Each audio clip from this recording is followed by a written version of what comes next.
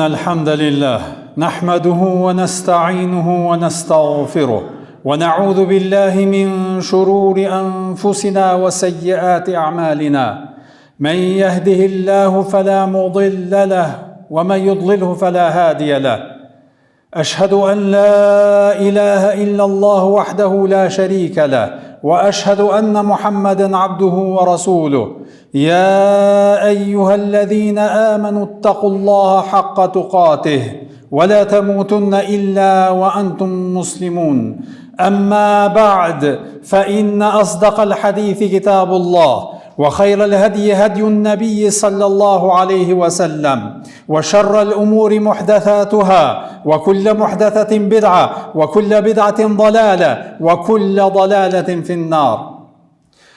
Lavdërimet më të sinqerta I takojnë vetëm Allahut të Madhërisëm. Vetëm atë falenderojmë dhe vetëm prej Tij ndihmë e falje kërkojmë. Atë që udhëzon Allahu I plotfuqishëm s'ka askush mund ta humbë, dhe atë që Allahu I madhruar e devijon s'ka askush mund ta drejtojë në rrugën e drejtë. Dëshmoj e deklaroj se nuk ka asnjë Zot që meriton të adhurohet me të drejtë përveç Allahut, I cili është një I vetëm, nuk ka ortak. Dhe dëshmoj e deklaroj se Muhammedi sallallahu alaihi wasallam ishte I dërguar I Tij I fundit, I cili na përcolli këtë shpallje, Kur'anin famlar. Salavatet dhe selamet, lavdërimi dhe paqja qofshin mbi të, familjen e Tij, shokët e Tij dhe mbi të gjithë ata besimtar musliman që pasojnë rrugën e Tij dhe udhëzohen me sunetin e Tij deri në ditën e gjykimit. Të nderuar vëllezër besimtar, jemi me një muaj të veçantë, muaj I agjerimit, muaj I durimit, muaj I pastrimit. Ky muaj pra nuk është vetëm një muaj që abstenojmë, heqim dorë nga ushqimi dhe pija, por është një muaj në të cilën I pastrojmë zemrat tona dhe është një kohë në të cilën ne e rrisim lidhjen tonë me Zotin e plotfuqishëm. Pastaj e thellojmë besimin tonë dhe mundohemi të arrijmë një pastërti të shpirtit që të dalim tek Allahu I Madhërisëm të sinqert edhe të qiltër. Vëllezër të nderuar, gjithashtu muaji I Ramazanit është edhe muaji I Kur'anit.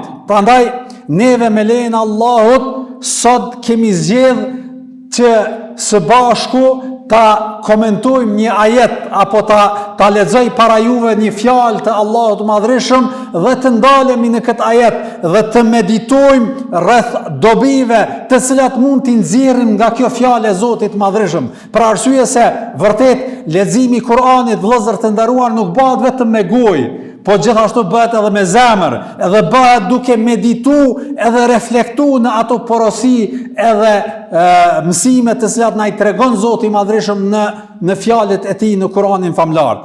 Allahu I Madhërisëm në Kur'anin famlar në surën Al-Baqara, ajeti 186 thot kështu: Wa idha sa'alaka ibadi anni fa inni qarib ujibu da'wata ad-da'i idha da'an.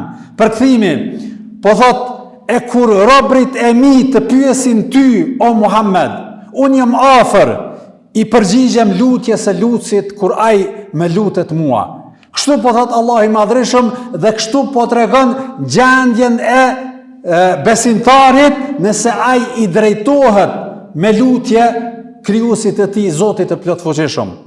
Gjëja e parë të cilën duhet me e pas parasysh në lidhje me këtë ajet, vëllezër të nderuar, se ky ajet quhet ajeti I duas, ajeti I lutjes. Për arsye se po tregon për atë se si Zoti I Madhërisëm nëse besimtari I drejtohet me lutje Allahut të plotfuqishëm, ai përgjigjet atij. Prandaj edhe ulemat e kanë quajtur ajeti I lutjes. E ky ajet I lutjes, çka është interesante, edhe veçanta këtij ajeti, vëllezër të nderuar, është se gjendet në mesin e ajeteve të agjerimit. Pra ajeti 186, ajetet e agjerimit fillojnë në ajetin 183, kur Zoti I Madhërisëm urdhëron për agjerim. Pastaj ajeti tutje 184 tregon persona të cilët lirohen nga agjerimi. Ajeti 185 Allahu I Madhërisëm tregon lidhjen mes Kur'anit edhe agjerimit, Ramazanit në përgjithësi. E ajetit 186 është ky që flet për lutjen. edhe se si Zoti i Madhërisht i përgjigjet lutjeve të besimtarëve në përgjithësi. E ajeti 187 prap është me agjerimin. Prandaj të meditojmë rreth kësaj, edhe të nalemi pse vallë Allahu i Madhërisht këtë ajet e ka vendosur mu këtu. Domthon mesin e ajeteve të agjerimit. Pra, nuk është vetëm nuk është rastësi kjo, për arsye se Allahu i Madhërisht te Zoti i plotfuqishëm nuk ka rastësi. Ai është i gjithdijshëm dhe ashtu që din ndodhin gjërat që kanë ndodhur në të kaluarën, gjithashtu e din edhe të ardhmen në formë në mënyrën absolute. Prandaj vërtet kjo sjellje e ajetit në këtë vend ka mesazh, ka synim që ne duhet të reflektojmë, fillimisht meditojmë edhe ta kuptojmë qartë, pastaj edhe të reflektojmë në raport me të. Prandaj, vëllezër të nderuar, Allahu i Madhërisht don me na tregu neve se vërtet besimtari në ritualin e agjerimit, pra është duke kryer këtë ibadet dhe zemrën e tij e ka të pastër, është i përulun, është i jetur, është i uritur dhe mundohet me arrit kënaqësinë e Allahut Madhërisht dhe në këtë gjendje kur Zotit i lutesh ti, atëherë Allahu i Madhërisht përgjigjet ty. Pra e bën ndërlidhjen Zoti i Madhërisht që kjo gjendje në cilën je ti o agjerues është gjendje që ti duhesh me shpeshtu lutje ndaj meje për arsye se unë do të përgjigjem ty. Prandaj edhe Allahu i Madhërisht e sjell këtë ajet mu në këtë vend. Dhe kjo ishte pra reflektimi i parë. Reflektimi i dytë, vëllezër të nderuar, në lidhje me këtë ajet është fakti se janë disa vende në Kur'anin famlar, vëllezër të nderuar, që Zoti i Madhërisht e sjell apo e formulon shprehjen në këtë formë. Yes'alunaka apo wa idha sa'alaka, që nëse përkthejmë shqip domthon nëse ty të pyesin o Muhammed, nëse dikush ty të pyet o Muhammed, o i dërguar i Zotit, atëherë po thot Allahu i Madhërisht, thuaju atyre kështu, edhe e sjell Zoti i Madhërisht përgjigjen rreth asaj pyetje që parashtrojnë njerëzit në përgjithësi. Kështu e shohim yes'alunaka anil khamri wal maisir, po thot Allahu i Madhërisht në një ajet kuranor, të pyesin ty për alkoolin edhe bigjozin, thuaju atyre o Muhammed. Pastaj për shembull yes'alunaka ani shahril haram, të pyesin ty për muajt e shajt, thuaju atyre o Muhammed dhe vjen përgjigja.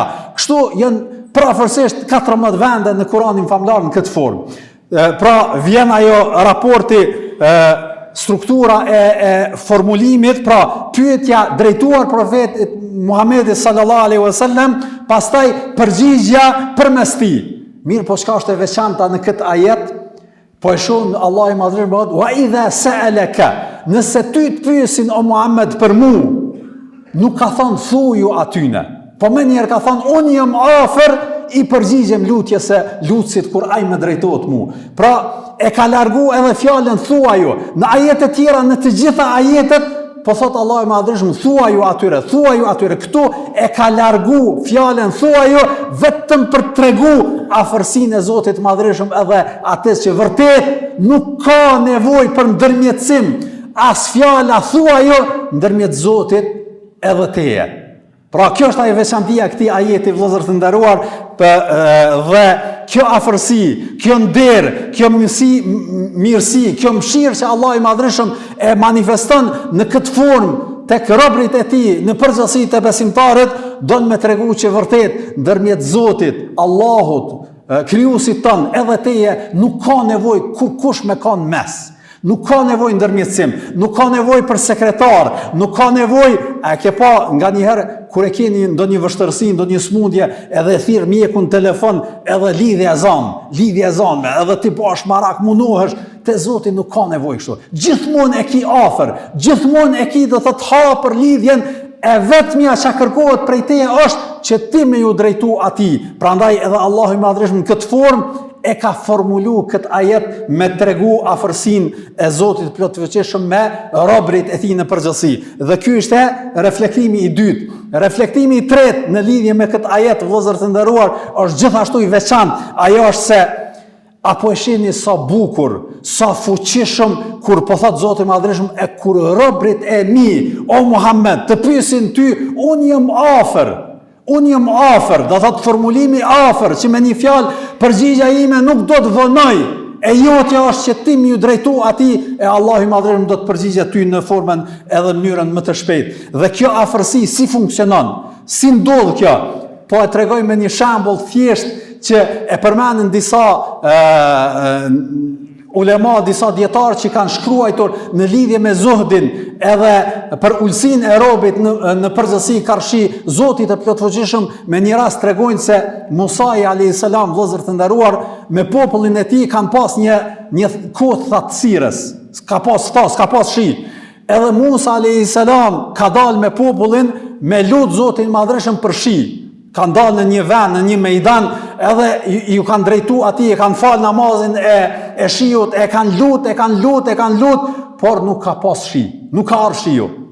Edhe Musa a.s. ishte pejgamberi Zotit, prandaj edhe Allahu i Madhreshëm i bën shpallje ati, thot, o Musa, jeni lut, mirë po nuk ju ka ardhur përgjigjja për atë kërkesë dhe atë lutje që keni, për arsye se në mesin e juaj është një person, është një njeri i cili 40 vite i ka bë gjunah, edhe ka shkel, edhe ka bë veprime, do thot gjunahe ndaj Zotit Madhreshëm, edhe s'është pendu kur nuk ka kallëzu pendim.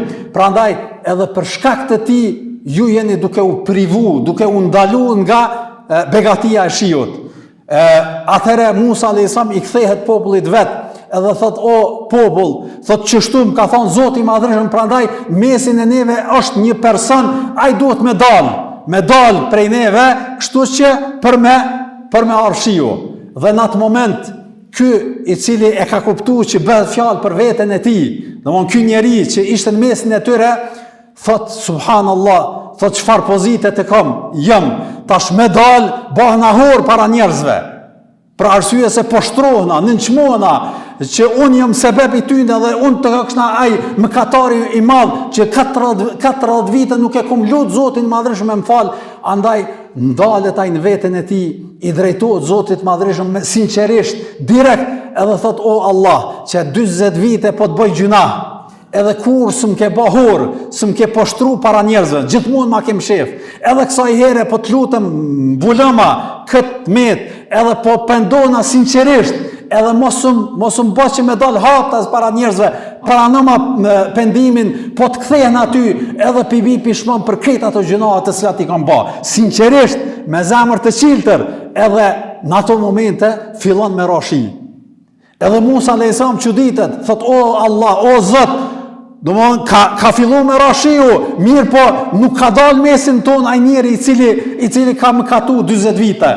Atëherë Zoti i Madhreshëm thot, o Musa, ky shi që po ju zbret është për hir që atij personi që ju kum privu prej shiut paraprakisht. Për arsye se ai është penduar me një pendim sinqert, edhe për këtë shkak edhe Allahu i Madhreshëm e ka zbrit shiun. Atëherë Musa a.s. ka thënë, o Zot, kush është ai?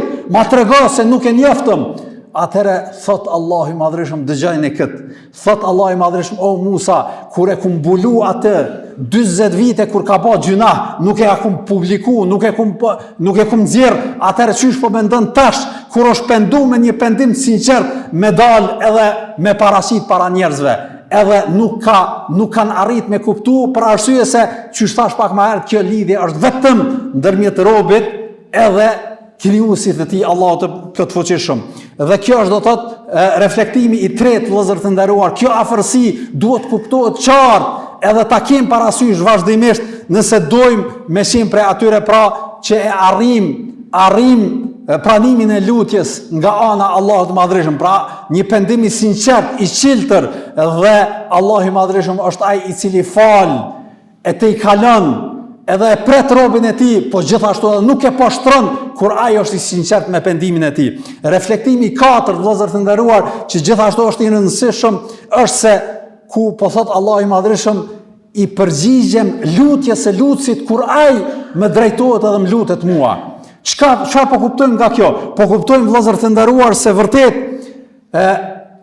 lutja nuk është diçka e njëanshme, nuk duhet me kanë vetëm me e lut, po duhet me e pas parasysh besimtari që vërtet për me ju përgjigj Allahu i Madhreshëm lutjes tane, patjetër ti duhesh me kanë ai i cili e shtrin dorën, i shtrin durt edhe e lut, edhe është i vetëdijshëm, është i sinqert në atë të cilën e kërkon, e jo pra me qenë duaja reale, me kanë do thot pej zemrës, mos me kanë formalitet, mos me kanë mekanike, veç me thonë ti fjalë edhe mos mu thellu dhe mos me kanë i sinqert prej zemrës ato fjalë të cilat i thua në përgjithësi.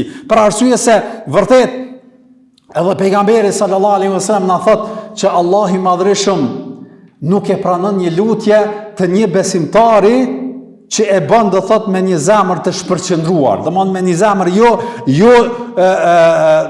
pra e thot vetëm fjalë goje, jo mu thellu në atë që e lut Zotin e Madhërisht. Prandaj problemi nganjëherë nuk është tek mungesa e pranimit, por është problemi te mungesa e përqendrimit të cilën e bëjmë kur i lutemi Zotit ton Allah të plotfuqishëm.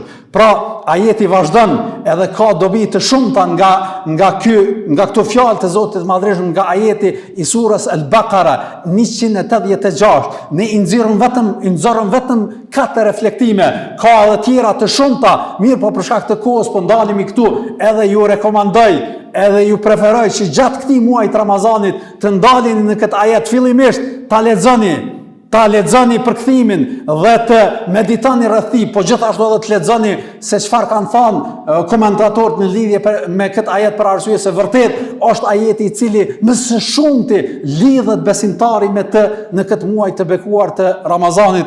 Lutim Allahun e Madhërisht që të na bëjë nga ata që vërtet lutemi Zotit Madhërisht seriozisht, sinqerisht, me zemër, me bindje të plot, e Allah i Madhërisht na bën nga ata që vërtet na i pranon lutjet tona. Wa sallallahu ala nabina Muhammad wa ala alihi wa sahbihi ajma'in. Alhamdulillahi rabbil alamin wal aqibatu lil muttaqin wa la udwana illa ala adh-dhalimin wa salatu wa salamu ala rasulina Muhammad wa ala alihi wa sahbihi ajma'in. A'udhu billahi as-sami'il alim minash shaitanir rajim.